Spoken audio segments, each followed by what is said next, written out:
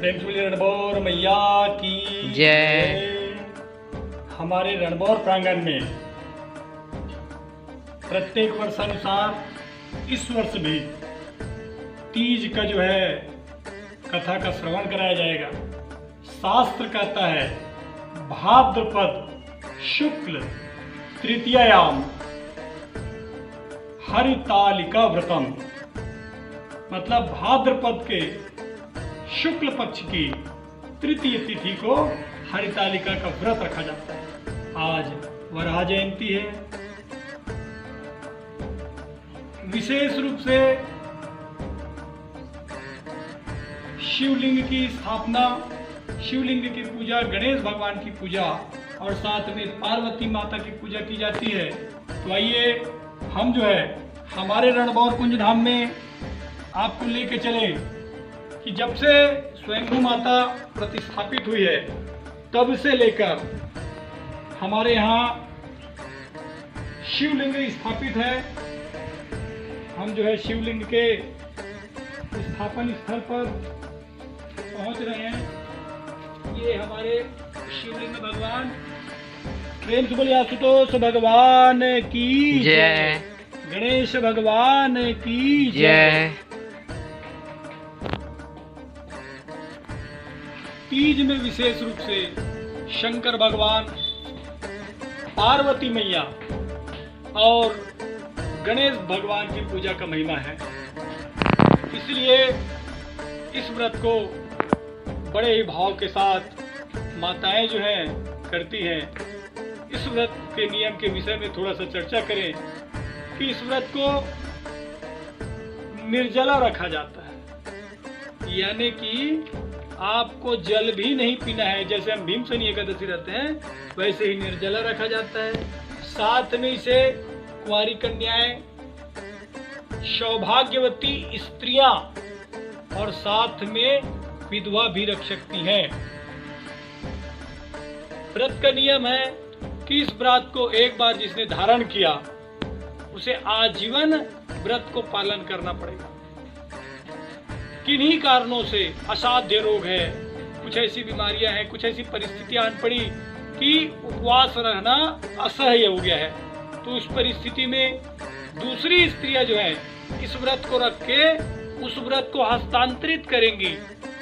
साथ में अगर किन्हीं कारणों से वो स्त्रियां नहीं हैं तो उनके पति को इस व्रत को रखना है।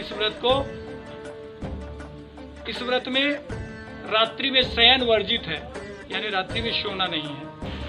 भोग के निमित्त विशेष रूप से अपने श्रद्धा के अनुसार 8 युग्म के मेवे मिष्ठान, यह 16 युग्म के मेवे मिष्ठान।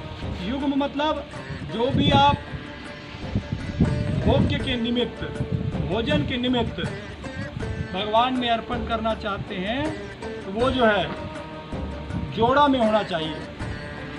हम देख सकते हैं कि रणभौर कुंज धाम आश्रम में ठीक मंदिर प्रांगण के प्रारंभ में यहाँ पर नंदी, महादेव और साथ में पार्वती माता, जो कि अभी अभी प्रतिस्थापना हुआ, पूजा हुआ, जिन्हें हम हलषष्ठी माता कहते हैं, स्कंद माता कहते हैं, उनका प्रतिस्थापन हुआ। तो इसलिए आप जब भी रणभौर कुंज धाम आते हैं तो यहाँ पर आपको एक विशेष अतिरिक्त सुविधा मिलती है कि यहाँ पर अर्धनारेश्वर, आधा शंकर भगवान और आधा पार्वती, साथ में गणेश जी और कार्तिकेय, इनका निर्माण कार्य अभी प्रगति में है, जो नियत वर्ष में हमको पूजा के लिए उपलब्ध होंगे। लेकिन अभी वर्तमान में हम प्रांगण में प्रवेश करते हैं तो सबसे पहले हमें प्रारंभिक चरण में महादेव, नंदी और पार्वती माता का दर्शन होता है। तत्पश्चात पुरातन रणभौर माता के सम्मुख वहाँ पर शिवलिंग की स्थापना है गणेश भगवान के साथ, और साथ में अंदर आचार्य का जो कक्ष है वहाँ पर बाहर से जो अनुष्ठान करने आते हैं उन लोगों के लिए भी विशेष सुविधाएं हैं। तो इसलिए आप सबसे आग्रह है कि ऐसा स्थान जो शमशानवासी विषम भाव से देखने वाले भूत भवन भगवान आशुतोष भगवान हैं, उनके पूजा के निमित्त अधिक से अधिक संख्या में संध्याकालीन समय में आप सभी आइए। भाग्यवती स्त्रियां जो है इस व्रत को जब करती हैं तो लाल वस्त्र धारण करती हैं, मतलब जिनका प्रारंभिक प्रथम उपवास रहता है उन्हें लाल वस्त्र या पीला वस्त्र धारण करना है, 16 श्रृंगार करने हैं। जैसे दुल्हन के रूप में जब वह बैठती हैं वह श्रृंगार करना है और आशुतोष भगवान को अपने पति तुल्य मानकर पूजा करनी है। इसका विशेष महिमा है कि आपके निकट मंदिर देवालय अगर है तो निश्चित रूप से उस मंदिर देवालय में जाकर पूजन करना चाहिए। हम बहुत भाग्यशाली हैं कि हमारे मंदिर में रणभौर मंदिर के प्रारंभिक चरण में हम प्रवेश करते हैं तो भगवान भैरव बाबा बटुक भैरव की मूर्ति प्रतिष्ठापित है जो अभी निर्माणाधीन है। साथ में रुद्रावतार दक्षिण मुखी पंचमुखी हनुमान जी हैं जो आपने पिछले वीडियो में देखा। प्रवेश करते ही 3 जगह अलग अलग शिवलिंग के पूजा की स्थापना की सुविधा है।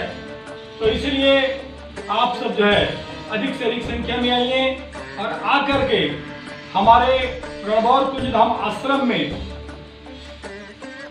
पूजन का लाभ लीजिए। आइए हम भी मिलकर उस आशुतोष भगवान को, जहाँ पर जब शिव की पूजा की बात आती है तो विल्क पत्र का विशेष महत्व बताया गया है, तो इसलिए हम भी उनका उच्चारण करें। काशीवास निवासी च काल भैरव दर्शनम कोटि कन्या महादानम विल्कपत्रं शिवार्पणं दर्शनं विल्कपत्रस्य स्पर्शनं पापनाशनम् अघोर पाप शंकाशं विल्कपत्रं शिवार्पणम्। ओम नमः शिवाय। श्री भगवते शंभ सदाशिवाय नमः। विल्कपत्रं समर्पयामि। प्रेम से बोलिए आशुतोष भगवान की जय, पार्वती मैया की जय।